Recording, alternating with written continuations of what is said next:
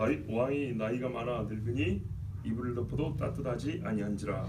그의 시종들이 왕께 아뢰되 우리 주 왕을 위하여 젊은 처녀 하나를 구하여 그로 왕을 받들어 오시게 하고 왕의 품에 누워 우리 주 왕으로 따뜻하게 하리이다 하고.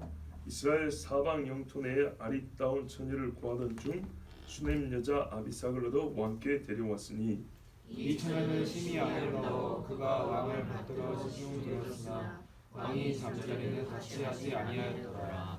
아멘.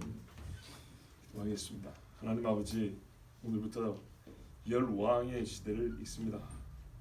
우리 하나님께서 왕들의 시대도 어떻게 다스리는지, 이스라엘의 왕들은 과연 어떤 사람이었는지, 우리는 이 말씀을 통해서 오늘 말씀의 적실성, 곧 우리에게 주시는 하나님의 뜻이 무엇인지 깨달아 알게 하여 주시옵소서.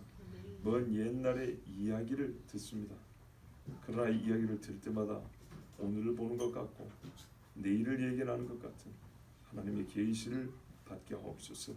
예수 그리스도 이름으로 기도하옵나이다. 아멘. 성경이요, 왕들을 주제로 해서 이야기를 들려줍니다. 열왕 기상이죠. 그래서 영어 제목으로 Kings 이렇게 되어 있습니다. 단순하게 왕들 그렇습니다. 우리는 상하로 나눠져 있지만 원래는 그냥 한 권입니다. 한 권을 분류상 상 앞부분으로 뒷부분으로 이렇게 나눠놨습니다. 자, 이 이야기를 읽으면요, 이스라엘과 유다의 왕들이 누구 있는지, 무슨 일을 했는지, 또 주변 열강이라 그러죠. 또는 열방, 다른 나라 사람들, 왕들과 어떤 일이 있었는지, 이런 단순한 역사적 사실부터 시작해서 이스라엘이 과연 하나님의 백성, 하나님의 나라로서 어떤 신앙생활을 했는지까지, 또한 하나님이 그 안에서 담아놓으신 그 시대를 향한 말씀뿐만 아니라 다음 세대, 오늘 우리까지 하나님께서 뜻하여 전하시고자 하는 주의 계시를 깨달을 수가 있습니다. 만일에 이 이야기가 어떤 왕들은 좀 선했고 어떤 왕들은 선왕이었고 어떤 왕은 좀 똑똑하고 어떤 왕들은 쿠데타로 일어난 왕이 됐고 어떤 사람은 적통을 이어받았고 뭐 이런 정도 이야기라면 어느 나라도 그냥 하나 고르면 됩니다. 그렇죠. 우리나라도 그런 이야기는 다 있어요. 중국도 다 있고 아주 다양한 사건들이 있지만 결국은 인본주의적이고 인간의 수준 안에서의 일어날 수 있는 일들입니다. 그런데 우리가 이스라엘 이야기를 읽는 것은 많은 사람이 묻죠. 왜 남의 나라 역사를 배우냐? 차라리 우리 역사를 배우고 저기 가까운 중국이나 일본 역사를 배우고 이 동남아 동북아 역사를 배우는 게 더 낫지. 그렇지 않습니다. 이 역사는 말씀드린 대로 하나님이 아주 직접적으로 또 크게 개입하시고 하나님이 끌어가신 역사를 보여주고 있기 때문에, 그리고 하나님과 약속한 사람들의 역사를 담고 있기 때문에 다른 일반적인 역사하고는 우리가 뭐랄까요? 이 차원을 좀 달리해서 봐야 됩니다. 평범하게 일어나는 왕위 계승이나 전쟁이나 기근이나 질병이나 문화생활 뭐 그런 것 같지만 그 평범하게 보는 어느 나라에나 존재하는 그런 배경 속에서 하나님이 직접 명시적으로 또는 간접적으로 나타나 역사하심이 이스라엘 당대의 그 사람들뿐만 아니라 동서고금을 막론한 모든 사람이 주시는 공통적인 보편적인 진리가 이 안에 들어있기 때문에 우리가 이 역사를 눈여겨보고 주의 깊게 들어야 합니다. 자, 그래서요, 오늘은 첫 시간이라서 본문에 들어가기 전에 크게 이 열왕기서에 나타난 세 가지 특징, 더 많은 특징이 있지만 그냥 세 가지만 또 읽다 보면 우리가 기억해야 될 만한 이런 신학적인 이슈들도 있을 것이고 하나님 주시는 교훈이 있겠죠. 그거를 이렇게 체계적으로 정리할 수 있겠지만 일단 읽기 전에 딱 세 가지 정도만 우리가 먼저 미리 알고 읽으면 훨씬 하나님의 말씀을 읽는데 도움이 되라고 봅니다. 첫 번째는 뭐냐면 아까 말씀드린 대로 하나님께서 이스라엘 왕들과 그들의 시대를 들려주시는 이유는 사람이 자신하고 원하였던 왕정이라는 왕을 달라 그랬죠. 이 왕정이라는 제도가 결코 그들의 뜻대로 역사가 전개되지 않았다는 것, 즉 복이 되지 못했다는 것을 가르쳐 줍니다. 사람이 원하는 바였습니다. 간절히 원하여서 너희가 왕을 세우면 나를 버리는 것이다 라고까지 얘기했는데도 불구하고 왕을 세워달라 고집을 부렸습니다. 그 결과 과연 그들이 원한 만큼 하나님을 버리고 택한 정치 형태 또는 제도로서 그 기능을 다했고 복이 되었는가? 그렇지 않다입니다. 결론은 나라가 쪼개졌습니다. 하나님이 세워준 나라를 왕이 쪼개 먹었습니다. 왕이 좀 표현을 격하게 하면 갈아 없애버렸습니다. 그래서 이걸 요약하면 어떤 용어를 붙일 수 있겠냐 하면 발전된 정치 형태죠. 왕정이요. 사사제보다는 발전된 거 아니겠습니까? 사람 눈에 보기에는 더 나은 제도죠. 소위 이 발전된 정치 형태의 사사시대입니다. 이렇게 하나님이 없으면 인간이 원시적인 미개한 또는 수준 낮은 정치 형태를 갖고 있던 최상급의 발전된 고상한 정치 구조를 갖고 있건 아무 상관이 없다는 얘기입니다. 아무 차이가 없다는 얘기입니다. 오히려 그 강력한 중앙 집권적 힘을 사용해서 하나님을 더 크게 집단적으로 배도할 수가 있는 것입니다. 그리고 하나님께서 그 집단적 힘에 대하여 벌을 내리면 그 안에 있는 공동체들은 역시 쓰나미가 몰려오듯이 한 방에 쓰러질 수도 있는 겁니다. 강력한 통치 체제와 잘 갖추어진 인본적인 제도가 국가의 흥왕을 보장해 주는 것이 아니다. 어떤 자신감 넘치는 인물이나 제도라도 하나님이 없는 곳에는 파멸의 흔적과 고통의 죽음이 있을 뿐이다. 우리가 그 자를 파보면 그거밖에 없다니다. 솔로몬이 대표적인 사람이죠. 이 엄중한 사실을 일깨워줍니다. 즉 21세기 최첨단 인류 문명 또는 진화의 끄트머리를 살고 있다고 자부하는 인간들에게 주시는 경고입니다. 뭐가 나아지냐? 과연 복이냐? 이 근본적인 질문을 하게 됩니다. 끄트머리 사람에게 인류의 시작에 살았던 사람들이 해야 될 질문. 우리가 왜 이렇게 고통을 당하는가? 아담이 했을 질문이죠. 혹은 아담의 후손, 바로 직후의 후손들이 했을 질문이죠. 저희 눈에 보이는 저 좋은 동산인데 왜 우리가 여기서 사는가? 에덴 동산은 노아 홍수도 없어졌습니다. 오랜 시간 동안 볼 수 있었습니다. 하나님께서 두루도는 화염검으로 그룹들을 두어 지키겠다 했습니다. 못 들어가게. 그걸 보고 있습니다. 왜 우리가 저기 못 들어가 있죠? 하나님의 사람들이었는데 하나님이 왜 우리를 저기 못 들어가게 합니까? 보이는 현상에 대한 질문이냐. 이걸 근본적인 질문을 바꾸면 우리는 왜 실락을 했습니까? 락에서 떨어졌습니까? 락을 잃게 됐습니까? 하나님을 떠났기 때문입니다. 하나님의 다스림을 받지 않았기 때문입니다. 시대가 아무리 지나도 이거는 영원 불변의 진리입니다. 두 번째는요. 전날에 인간 통치자가 없거나 왕과 같이 강력한 권력을 행사하는 사람, 세습이 되잖아요. 그러니까 제도적으로 보장이 된 사람이 없을 때에는 하나님이 어떤 의미에서는 직접 다스리는 것 같이 보였어요. 조금 더 하나님이 많이 나타나셨거든요. 예를 들어 볼게요. 모세 강력하였지만요. 모세에게는요 항상 돌에 맞아 죽을 수 있다는 위험이 상존했어요. 그러나 아무리 다윗이 잘못해도 사람들이 돌로 던지지는 않습니다. 그죠? 모세는 성벽의 보호를 받지 않았습니다. 방패의 보호를 받지도 않았습니다. 그래서 이제 왕하고 비교되는 겁니다. 모세가 강력한 지도자이긴 하지만 정치 제도와 규범 속에서 보호받는 지도자는 아니었다고 말입니다. 여호수아도 마찬가지입니다. 철저히 하나님이 주시는 영감과 영적 권위로 통치했던 사람들. 이해가 되시죠? 예, 하나님이 주신 강력한 영성으로 통치한 사람이지 그들의 혈통이나 또는 가문이나 뭐 그게 그 말이죠. 그럼 그들의 갖고 있는 타고난 어떤 지식이나 군사적 능력이나 사람이 보기에 저 사람을 지도자로 세우면 좋겠다 할 만한 그게 아니었고요. 모세나 여호수아나 하나님 딱 지명해서 불러버렸습니다. 그리고 누구도 범접할 수 없는 영적 권위를 주셨죠. 그래서 다스렸습니다. 사사들 보세요. 평시에는 재판도 하고 말씀도 가르치기도 하였고, 원래 제사장이 해야 되지만 제사장들이 자리를 떠났으니까요. 또 전시에는 아주 혁혁한 전공을 세운 사람들입니다. 장군들이죠, 장군들. 그렇지만 그 사람들의 통치권이 제도적으로 보장을 받은 게 아닙니다. 그 승리의 기여에 따라 사람들이 자발적으로 따라준 겁니다. 맞습니까? 기드온을 생각해 보세요. 왕이 되어달라 했습니다. 즉 제도권 안에서 다스려달라는 얘기입니다.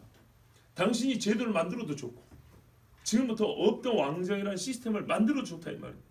그래도 기드온은 거부했습니다. 단지 그도 약간의 욕심이 있어서 금으로 에봇을 만들어서 제사장 입는 것 말이죠. 걸어놨더니 사람들이 알아서 와서 엎드렸다 했습니다. 그걸 노린 건 있죠. 그러나 하여튼 왕정과 비교하면 여러분 많은 것이 다릅니다.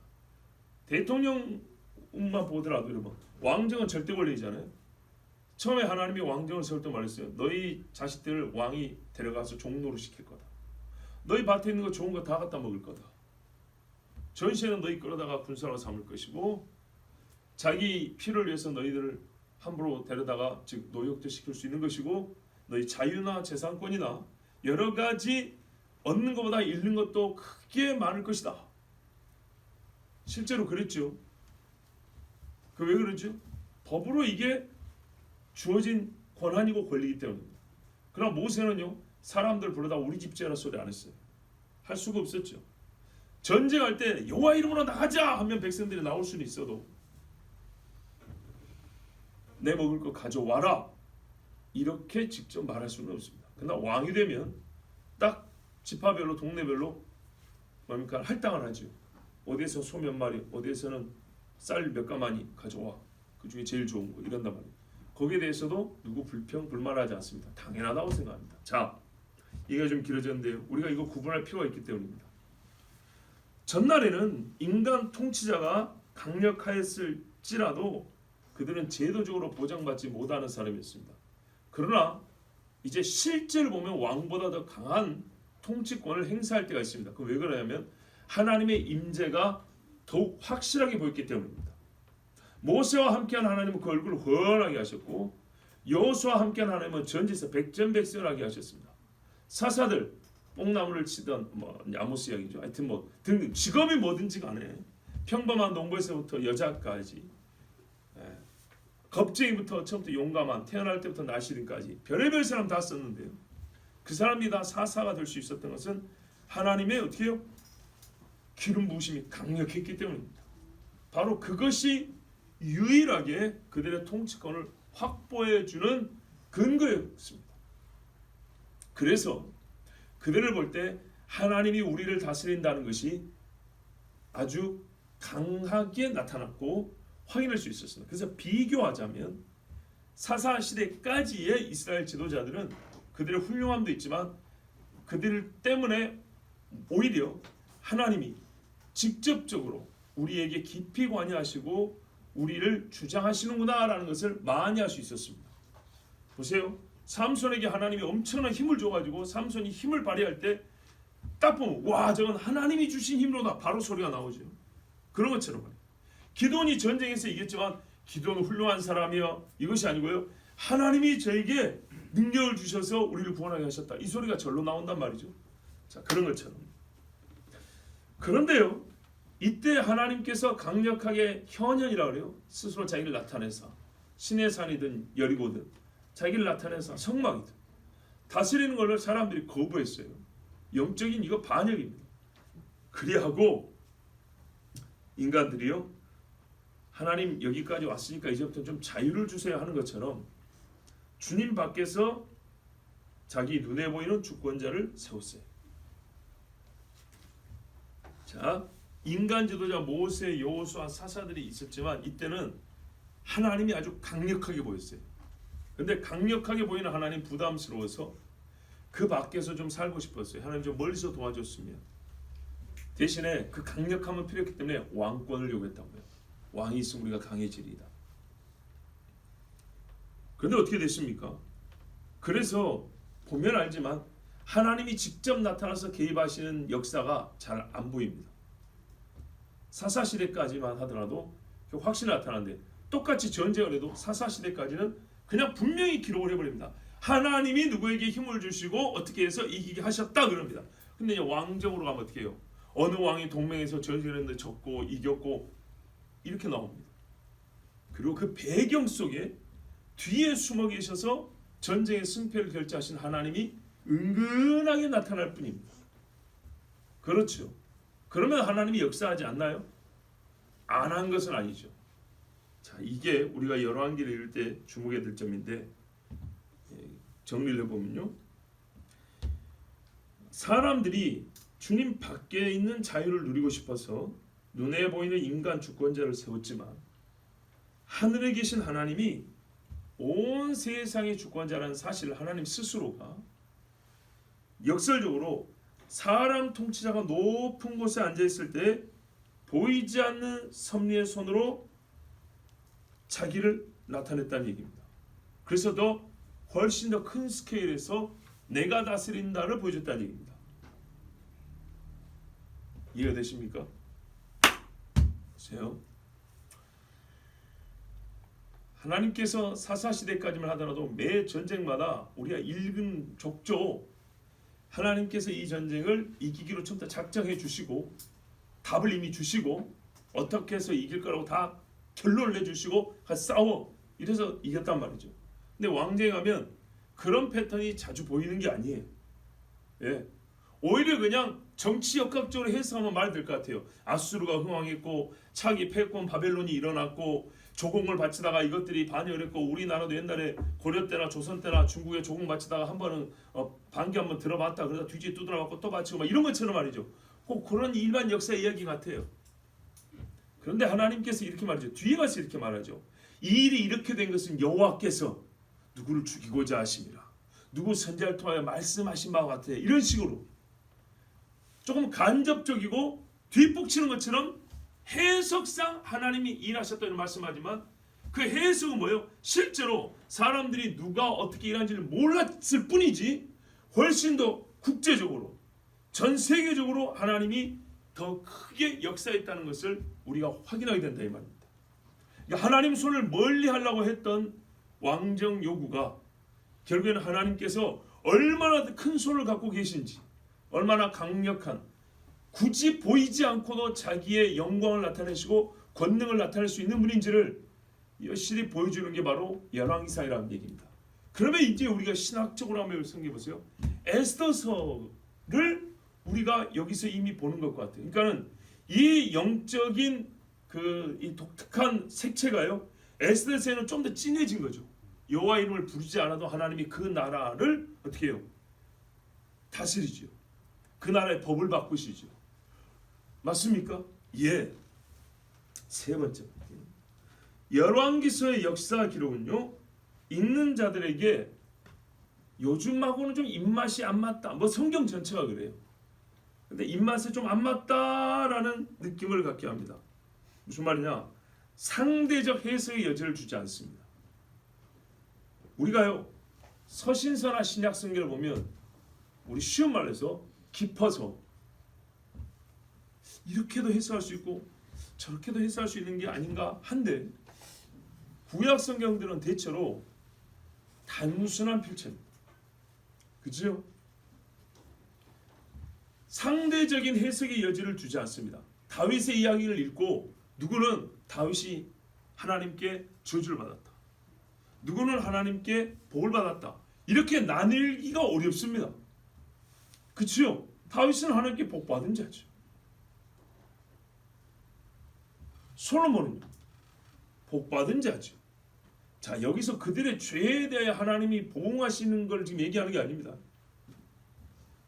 그 사람의 인생 전체를 봤을 때 하나님이 복을 주신 사람이냐, 하나님이 저주한 사람이냐를 얘기할 때 복 받은 사람이라는 게 너무 명확합니다.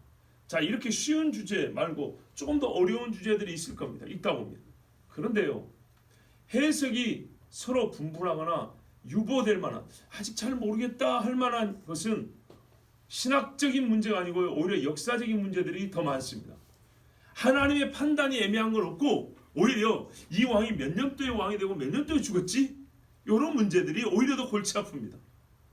아니 아버지가 몇 살인데 아들이 또 몇 살이래. 그럼 뭐 11살 때 아기를 낳았다는 얘기야. 이런 문제들. 역사적 팩트가 오히려 더 우리를 힘들게 하지 하나님께서 이 사람들과 역사에 대한 내린 판단 자체가 어렵지 않다는 말입니다. 요즘엔 어떻게 했죠? 사람들이 명확한 일마저도 애매하게 결론 내는 게 유행이죠. 우리도 그런 표현 많습니다. 뭐뭐 같아요. 여러분 한국말을 좀 잘 쓰시기 바랍니다. 같은 것이 아니라 그런 거예요. 아우 오늘 추운 것 같아. 추운 것 같으면 안 떨을 때 얘기하는 거예요. 안 떨을 때. 떨면서 추운 것 같아요가 뭐예요? 추운 거지. 맞아요? 예, 은근히 추운 것이 아니고요. 추운 거예요. 그냥. 하나님의 말씀이 이렇게 명확해요. 자, 열왕기서는요. 절대 진리를 기준으로 역사를 판단합니다. 우리는 기록된 역사를 이제 해석하고 판단하는데 참 곤란하다 하는 얘기들이 있습니다. 승리자의 관점 아니냐 뭐 이런 식의 역사 해석 관점이 다양한데 우리는 성경을 보면 하나님의 관점으로 역사를 보게 됩니다. 하나님의 진리를 기준으로 역사를 판단하기 때문에 이건 어떤 특징이 있냐면 기준이 절대 바뀌지 않습니다. 30년 전에 역사학계는 역사를 이렇게 봤으며 오늘날의 역사학계는 조선시대의 정조왕을 이렇게 봤어요. 이런 말이 없습니다. 열왕기서의 연대가 여러분 몇 년 차이냐면 시차가 얼마인지 아십니까? 우리 조선 500년 왕의 시대가 그 500년 정도 됩니다. 그러면 좀 확장하면 사사 시대의 하나님의 역사를 보는 관점하고 아브라함 시대하고 또는 포로 시대까지 보면 여러분 몇천 년, 2000년, 3000년 되는데 하나님의 역사를 보는 본인의 관점이 달라졌습니까? 한 번도 바뀐 적이 없습니다. 그렇다면 여러분 달라지면 어떻게 되냐? 3000년 전에 약속했던 걸 2000년이 지난 다음에는 관점이 달라졌기 때문에 약속도 바뀌어야 됩니다. 하나님 그러지 않습니다. 그 변하지 않는 절대 진리를 기준으로 역사를 보신다는 하나님의 확정적인 판단 기준. 우리가 열왕기서에서 아니 이미 잘 알고 있지만 열왕기서에서 더 확인하게 됩니다. 왜냐? 다윗조차도 하나님이 벌한다 이 말이죠. 솔로몬조차도 책망한다는 얘기입니다. 솔로몬의 아들조차도 바로 나라를 하나님이 쪼개버린다 이 말입니다. 짧지만 긴 시간을 기록하고 있는 글 어디에도 문화 상대주의가 없습니다. 상황 윤리는 찾아볼 수 없고 통합과 평화라는 기치 아래 영적 구별을 없애거나 근본이 다른 것을 다 하나로 묶으려는 시도가 열왕이 있고 별의별 왕이 다 있었지만 이 기록 안에서 하나님 그것을 한 번도 허용하지 않습니다. 유럽이 다르고 동양이 다르고 천년전이 다르고 중세가 고대가 다르다 이런 게 없습니다. 그래서 어떻게 합니까? 항상 판단은 정확하고요. 정확한 판단에 따라 보응은 엄격하게 이어집니다. 사람들이 중요하다 생각하는 것을 생략하는 경우가 또 많습니다. 이거 좀 알려줬으면 하나님 보기에는 그거 몰라도 되는 거예요. 또 우리가 지루해하는 것을 하나님이 자세히 기록해야 됩니다. 족보가 뭐가 그렇게 중요하다고. 우리 기준이죠. 왜 그렇죠? 시대적 변화가 아니라 진리와 본성의 불변, 즉 하나님의 변화 없으심과 인간 본성의 자율적 변화의 불가능에 기초한 역사의 전진과 순환을 동시에 보여주기 때문입니다. 무슨 말이냐? 시대적인 변화에 따라서 역사를 기술한 게 아니라 진리와 본성이 불변한 것에 따라 역사를 기술했다 그랬죠. 하나님도 안 변하고 인간도 안 변해요. 그래서 어떻게 하냐? 하나님은 안 변하기 때문에 그냥 쭉 가시는 거예요. 인간도 안 변하기 때문에 인간은 채바퀴를 도는 거예요. 하나님의 직선적인 역사 운행과 인간의 반복되어 쳇바퀴 도는 같은 순환적인 역사가 만나는 접점, 그것들을 우리에게 보여주기 때문에 이것이 보세요. 하나님이 처음부터 끝까지 일관되게 계속하죠. 인간들은 어리석게도 일관되게 반복하고 있죠. 그러니 역사에 대한 관점이나 역사 전개가 사실 뭐 달라질 게 있습니까?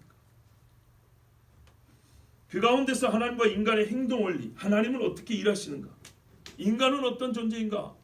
또 관계성에 대하여 우리에게 잘 가르쳐주는 성경이 열왕기서입니다.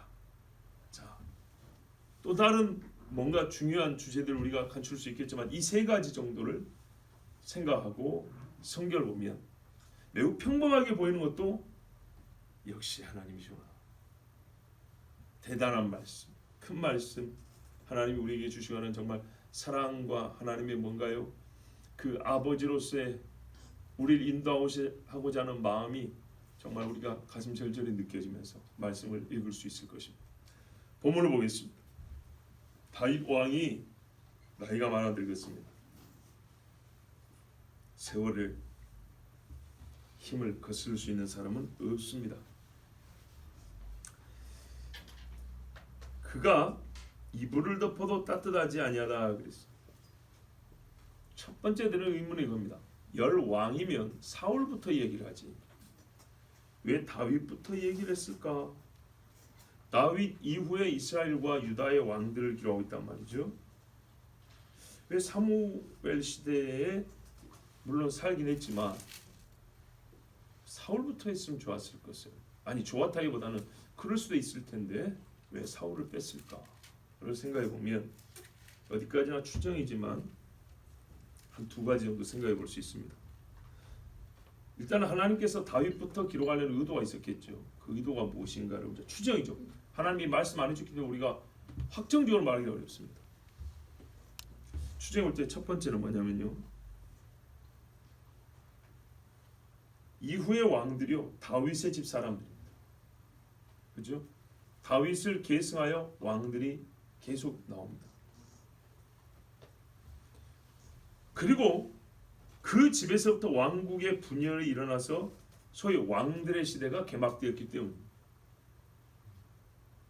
즉 하나님께서 신실하게 지키신 왕들이 있고요, 스스로 망하는 길로 간 왕들의 분열, 이렇게 가지가 이렇게 쫙 이렇게 펼쳐지듯이 갈라지듯이, 그게 바로 다윗 때부터 시작을 했다 이 말입니다. 그래서 하나님께서 지키신 왕들과 하나님을 버린 왕들, 대조적이지만 이 전체를 하나님이 때로는 대조하고 때로는 종합해서 과연 인간이 세운 왕들이라는 사람들이 다스리는 것이 무엇인가를 보여주고자 하신 게 아닌가. 좀 부연 설명하자면 하나님이 나단 선지자를 통해서 사울의 집과는 달리 다윗의 집과는 약속을 했습니다. 너희 집에서 왕이 계속 나올 것이다 고 약속을 했단 말이죠. 그러니까 말 그대로 열 왕이 나온다. 여기 열 왕은요 꼭 10명만 많은 게 아니라 줄줄이 왕이 나온다고 하나님이 다윗하고 약속을 했어요. 즉 하나님이 약속을 지키신 것이 역사 중에 실제로 나타났다 이 말입니다. 그래서 열왕기를 다윗부터 하나님의 약속을 지키시는 우리가 확인할 수 있도록, 어떻게 하나님이 공의로우시며 신실하시면서도 다윗의 집을 어떤 식으로 다스릴 것인가. 그러니까는 보면요, 그 집안에 불충함이 있고 가증한 죄가 있어요. 그럼에도 불구하고, 그러니까는 죄에 대해서 심판하잖아요. 심판을 하시면서도 어떻게 하나님은 약속을 지키신다. 우리는 상호 모순되는 일이면 멈춰버리잖아요. 진도가 안 나가고. 근데 하나님은요, 다윗의 집을 심판하면서도 그 집에 은혜를 베푸시는 이 일을, 열왕이 나온다는 것을, 그래서 이게 항상 뭐라고요? 하나님의 계시라고, 하나님 자기 계시가 들어있단 말이에요. 그래서 열왕기는 다윗의 집으로부터, 다윗의 왕권으로부터,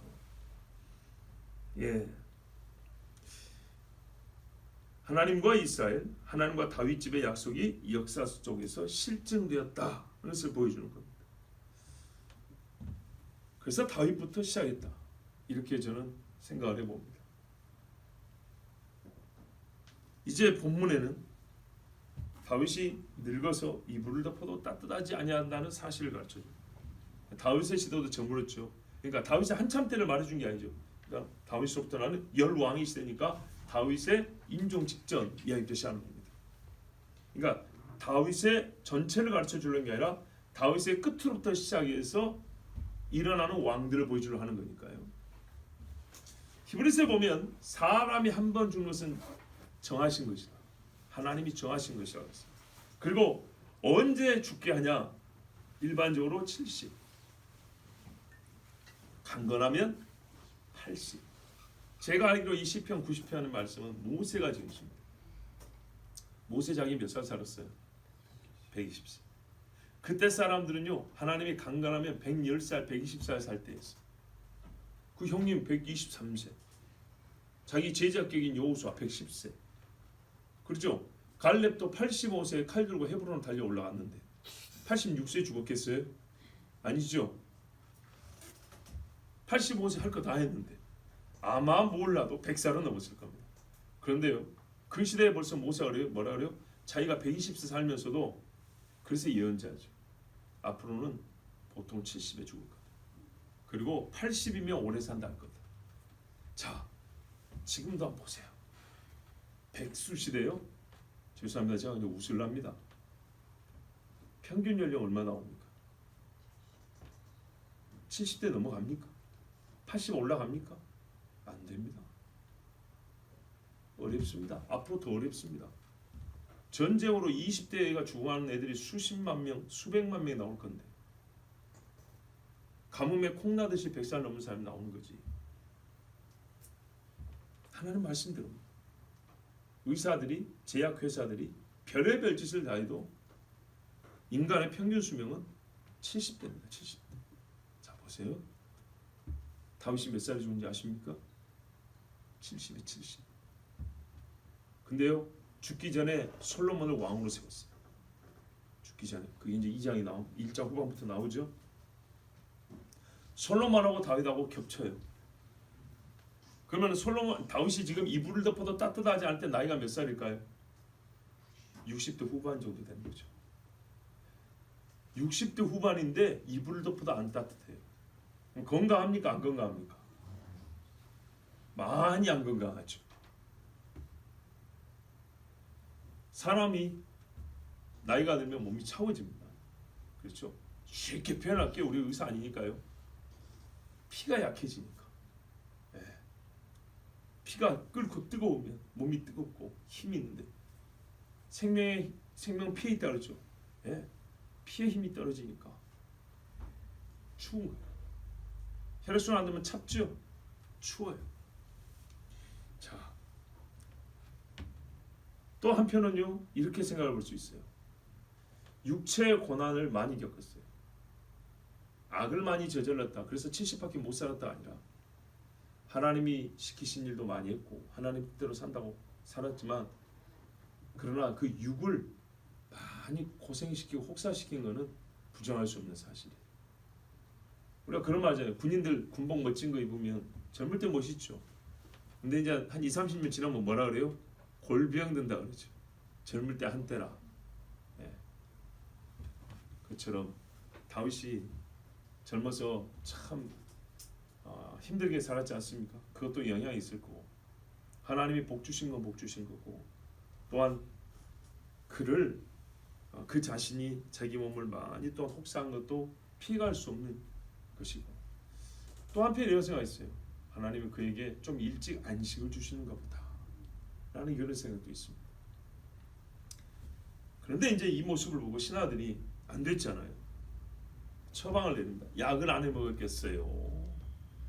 진수성찬 안 차려줬겠어요. 두꺼운 이불 가볍고 두꺼운 옛날에 솜이불 그냥 한 겨울 덮으려면 무거워서 못 덮는데 요즘에는 가볍고 좋은 이불 많죠.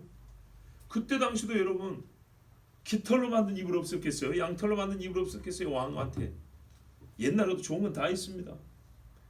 그런데요 이것저것 해봐야 소용이 없는 거예요. 근본적으로 안 돼요. 늙어버리니까 근본적으로 안 돼요. 그래서 생각한 게 뭐냐? 자기들 딴은요 이 천재적인 사람도 있었을 건데 짜고 짜낸 지혜 결론이 뭡니까? 젊은 여자를 데리고 와야 된다는 거예요. 다윗의 사람들의 생각하는 수준이 이래요. 무슨 말이에요? 이게 당시 사람들의 보편적인 사고방식이에요. 사람이 힘이 기운이 떨어졌기 때문에 나이가 들면 요즘도 회춘한다 그러죠. 봄으로 돌아간다고.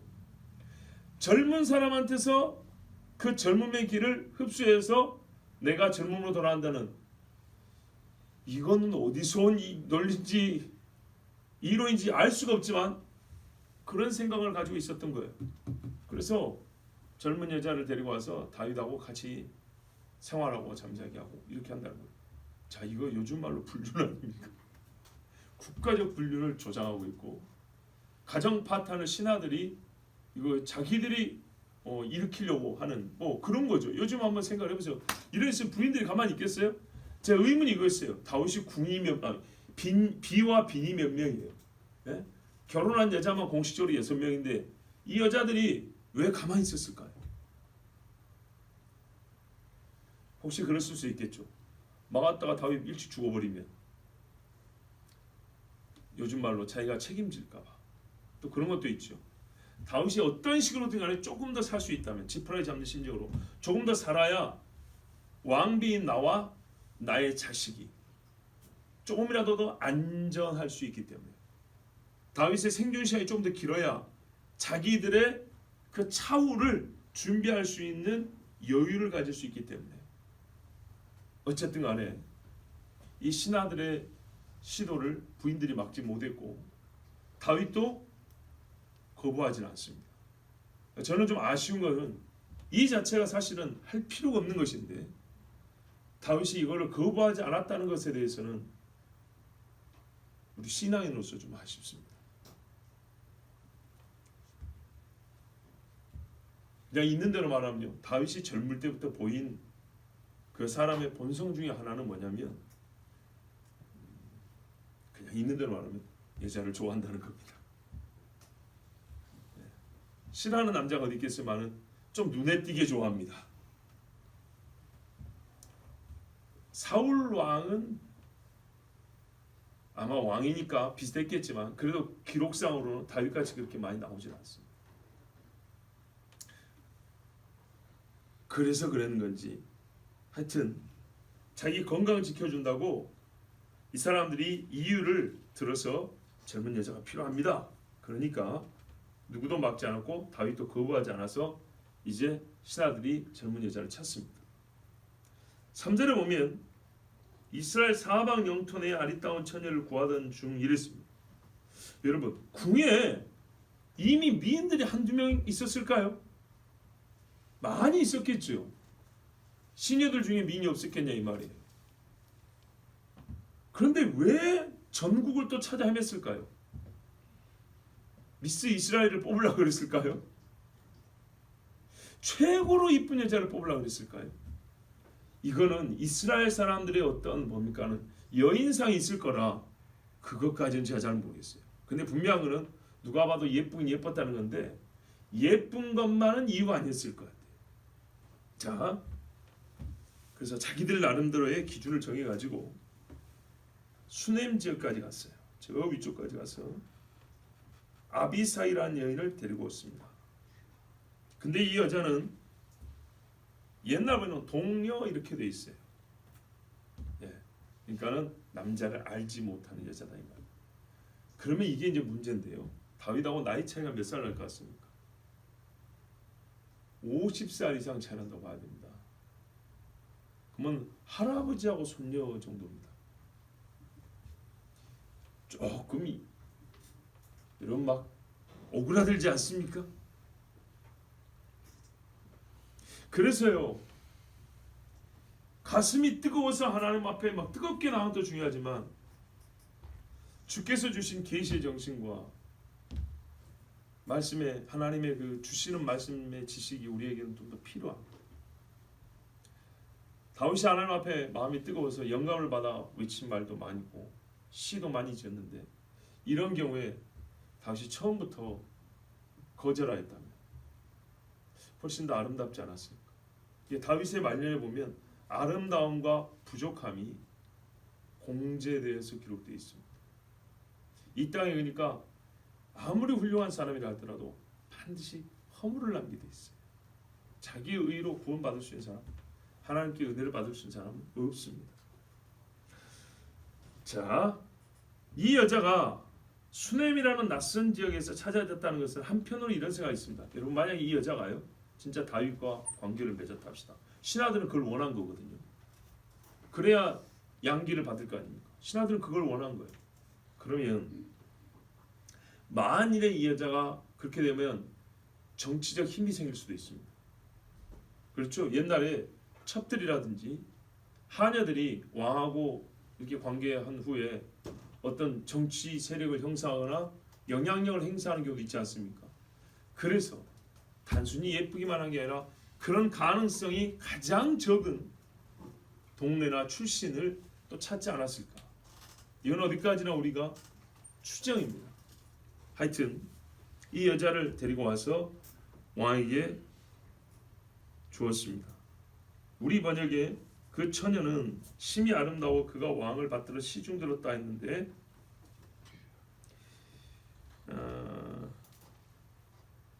무엇을 했을까요? 음식을 해서 먹였겠죠. 세수를 해주기도 하고 약을 먹여주기도 하고 좀 산책하고 싶다면 부축도 했을 것이고 이야기도 좀 나누고. 근데 가만 보면 이거는 다 부인이 할 일입니다. 그래서 안 될 일이란 말이에요. 부인이 할 일이지. 그리고 이 여자는 자기 직무에 충실했습니다. 무슨 말이냐면 자기를 고관들이 불러서 네가 이런 일을 해야 한다 할 때에 속으로는 좋았는지 안 좋았는지 모르지만 분명히 말씀에 따르면 직무상으로는 충실했다고 분명히 그렇게 기록이 되어 있어요. 왕을 어떻게 해요? 봉양하며 수종들었다. 즐겁게 하였다 그랬어요. 실제로 다윗 왕이 이 여인 때문에 말년에 재미가 있었어요. 그래서 여자는 아주 열심히 했어요. 그리고 분명히 밤에는 한 침상에 누워서 그 신하들이 요구한 바를 들으려고 했을 겁니다. 근데 아쉬움이 여기서 그래도 좀 많아야 됩니다. 다윗이 아니다 그런 거예요. 여기서는 아니다. 다윗이 마음을 먹었으면 뭐랄까요? 자기가 나이가 많이 들었기 때문에 육체적인 어떤 그것이 좀 어렵다 할지라도 그 처녀의 몸을 쉽게 말해서 손을 댈 수는 있습니다. 그렇지만 다윗이 그걸 안 했다는 거예요. 그래서 이 마지막을 읽으면서 저는 하나님의 사람 다윗이요 절로 나왔어요. 세상에 이런 사람 보기가 어렵습니다.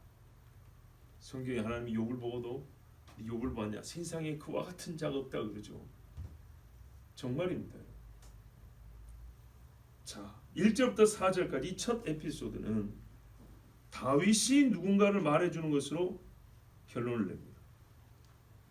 다윗은 마지막 때에 젊은 날의 죄를 반복하지 않습니다.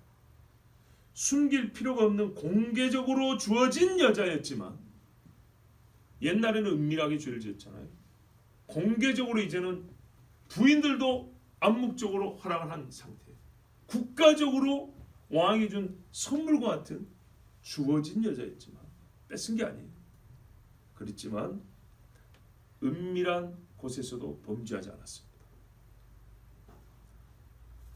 다윗은 사사시대 끝에 태어나서 사람이 자기 속이나 옳은 대로 사는 것이 무엇인지 보고 컸습니다. 배운 것이 그거고 몸에 배인 것이 그거여도 우리가 충분히 이해할 만한 시대에 태어났다는 얘기입니다. 그런데요, 다윗은 여호와를 향하여 어려서부터 정직하게 그 시대를 거슬러 살았고 이제는 한편 공적으로나 법적으로나 자기 원대로 해도 되는 자리. 지금 이 상황에서 나 다윗은 내 마음대로 해도 되는 자리. 그런데도 불구하고 하나님 여호와 앞에서 마지막 깨끗함을 지키고 주님 앞에 나아갈 준비를 하는 모습을 보여줍니다. 야곱과 요셉의 마지막을 다시 보는 것 같습니다. 만일에 여러분 여기서 다윗이 사람이 주었다고 해서 하나님이 준 것으로 생각하고 이 여인을 범했으면 이어지는 솔로몬을 왕으로 세우는데 하나님은요 분명히 다윗을 고통으로 끌어가셨을 겁니다.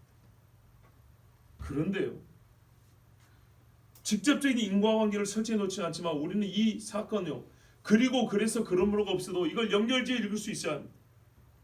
보이지 않지만 하나님이 더 강하게 통치하고 간섭하시는 역사 잊지 마세요. 솔로몬이 간발의 차이로 왕위를 못 얻을 수 있었고 다윗은 부끄럽게 모욕적으로 물려날 수 있었어요. 그런데 하나님께서요 정말 찰나의 순간에 다윗의 길을 여셔서 하나님 정하신 대로 솔로몬 왕이 앉게 하셨고 다윗은 평안히 숨을 거두고 있어요. 이렇게 다윗의 노년을 보여주면서 열 왕의 이야기가 시작됩니다. 아직 죽지는 않았지만 그가 노년에 주님 앞에 서기 직전에 이렇게 살았다. 이스라엘의 최고의 왕이라는 다윗이 그의 마지막을 이렇게 보세요. 다스림이라기보다는 개인 신앙인으로서의 모습을 먼저 보여줍니다. 왕의 이야기인데 왕의 이야기에서 왕이지만 왕권을 행사하는 왕이 아니라 개인으로서 하나님 앞에 신앙을 지키는 자, 부족함과 동시에 정직함이 있는 사람 다윗을 보여주면서 열 왕의 이야기가 시작됩니다. 무슨 의도가 있을까요? 예, 다윗으로부터 시작되는 열 왕은요 앞으로 다윗과 비교될 것입니다. 오늘 최소한 이 모습을 보인 다윗과 비교될 것입니다. 이게 최소한이에요. 최소치예요. 최소치.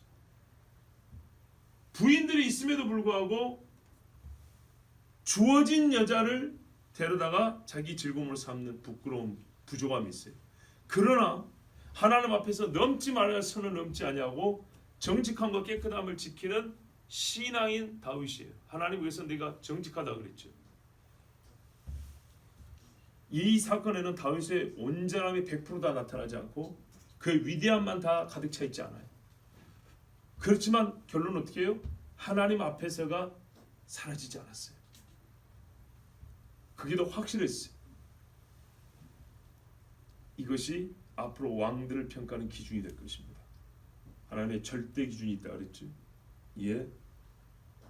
다윗의 마지막이 왕의 오름이 무엇인지에 대한 기준이 될 것이고 앞으로 태어날 다윗의 허리에서 난 자들이나 저 북이스라엘의 여로보암의 후예들이라 불릴 수 있는 왕들이나 다 다윗과 비교될 것입니다. 지금 오늘날 마찬가지입니다. 자칭 기독교 국가의 왕이든 총리든 대통령이든 교회 지도자든 가정의 아버지들이든 다윗과 비교될 것입니다. 다윗의 최고치와 굳이 비교하지 않아도 다윗의 최저치 또는 그의 기본적인 신앙의 이 마인드 정신 이것과 비교되어 하나님 앞에 판단을 받을 것입니다. 이 정도만 해도 왕위가 원하는 아들에게 하나님이 기뻐하고 사랑하는 아들에게 이어가는 것, 신앙이 우리의 사랑하는 아들에게 이어가는 것 볼 수가 있습니다. 사단이 막으려 하고 위기가 와도 반드시 하나님께서 약속하신 선지자들을 통하여 약속하신 대로 이루시는 것을 보게 될 것입니다. 이제 과연 이스라엘 열 왕들이 우리가 이미 다 사실 잘 알고 있지만 과연 다윗과 같을지, 하나님은 다윗에게 행하심과 같이 이후의 왕들에게도 행하실지, 그리고 우리 자신을 볼 때 우리는 그 왕들 중 누구와 같은지, 하나님 역시 그들에게 행하신 대로 나에게 행하시는 분이신지 여러분 말씀을 통해서 더 많이 깨달으시고 확인하시고 기도하시기를 하나님 제가 다윗과 같게 하옵소서. 하나님께서 보시기에 나는 다윗과 같이 정직하고 또한 그래서 내가 있는 곳에서 하나님의 다스림심이 더 강력하고 온전하게 나타나게 하옵소서. 이렇게 기도하면서 많은 은혜 받으시기 바랍니다. 우리 이 시간 함께 기도합니다.